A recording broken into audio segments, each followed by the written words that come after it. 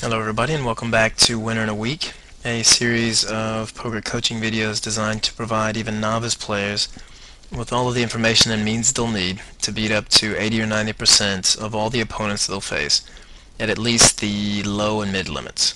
My name's Dylan, and in this sub-series we'll be covering everything having to do with bet types, so-called moves, lines of play, and pot manipulation. But right now let's definitely take a look at this bet sizing calculator and see how all of this works out mathematically. Okay, so this calculator I've set up, you see here break-even equity is in black, fold equity is in red, and what fold equity is defined as here is the percentage that you'll need your opponents to fold in order to break even in the long run. That means if you make a bluff bet, what is the percentage of the time that you need your opponents to fold in order for you to make a profit or to break even over the long haul? Alright, that's in red.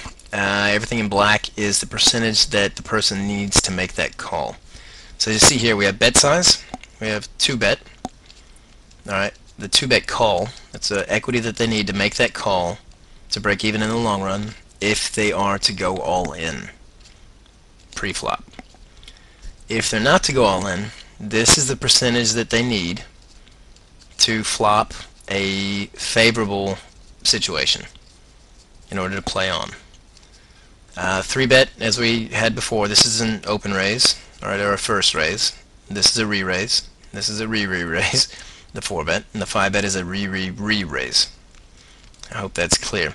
The FE is again the fold equity needed if you are making a, for example, a 5-bet bluff, which is rarely clever. Okay, we've got small blind, big blind, and our scenario here is NL 100. That means the small blind is 50 cents and the big blind is just $1. Makes it also very, very clear and simple for all of our calculations, and this is the scenario that we're going to be working with here in the future. In the replayer, I think we've got a lot of NL 50 examples as well as NL 100 examples for you guys. So, but for here, just to make it simple, NL 100, small blind 50 cents, big blind $1. We'll take it from there. We've got here limpers 1, 2, and 3. You can add that yourself. And you've got here the first raise of the 2-bet underneath. So let's say there's no limpers, and somebody decides to make a textbook raise to 4 big blinds. I've put here 2.5 to 3.5 big blinds for steals, as we just covered briefly. But let's say he just makes an open raise to 4 from early position. Alright, whatever, he's holding ace king, and yeah, he makes his standard open raise to 4. Cold caller would be when somebody after the fact only calls that raise. That would be a cold caller 1, 2, and 3. You can add that yourself to play with these numbers. But what we're going to do here is initially look at the scenario where we don't have any cold callers, we don't have any limpers, we don't have any 3-bet callers, and it just goes down the line like that. So we've got one guy who open raises to 4, couple folds, and this guy decides, no, my pair of queens are good, and I'm going to re-raise. So he raises textbook, again, 3 times the initial raiser, plus 1 per cold caller. Alright, so that makes it 12. So he raises it to 12. Guy behind him says, no, I think my, whatever, say he has a pair of jacks and he's a little bit crazy, and after early position raiser and a re-raiser, he decides his jacks are good and makes a 4-bet to 30. Alright, so that's still only 1/3 of 100 big blind stack. So at this point, some people would even push over the top for a 4-bet. Or you can argue also, because you still have a lot to play with after the fact with the 100 big blind stack, maybe you just make a standard, 2.5 to 3.5 times the 3-bet raise, and right here we've got 2.5 times this. So he raises it up to 30. Good, and the guy behind that says, no, ladies and gentlemen, my kings are fantastic, and I'm going to push for my entire stack of 100 big blinds as a 5-bet. And yeah, that's precisely what happens. The total pot size would be 147 at that point. And if everybody was on a big stack, that means everybody's got 100 big blinds in their stack. That's how this would look. Now, what does that mean for every individual after the fact? Okay, if we just break it down here, we have one open raiser, everybody else folds down.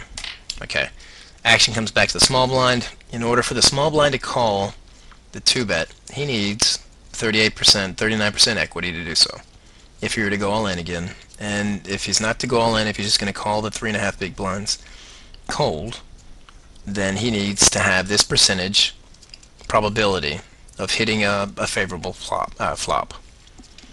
Big blind, at the same time, let's say the small blind folds, big blind's on, he needs 35% equity, or 35% probability of hitting a playable flop. That's profitable for him in the long run. That's how that looks. If this guy here was raising to 4 on a pure bluff, he needs both of these guys to fold 72% of the time to make that profitable in the long run. And that's what this calculator shows you.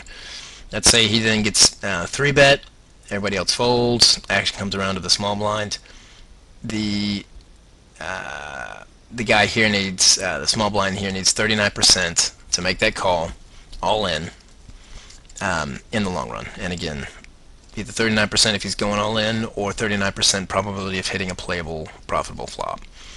And that's how that breaks down all the way down for a 4-bet call, 5-bet call, etc.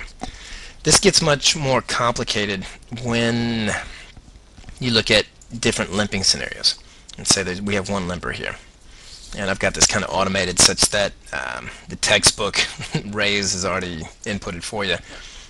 4 times the big blind plus 1 per limper is raising to 5 big blinds.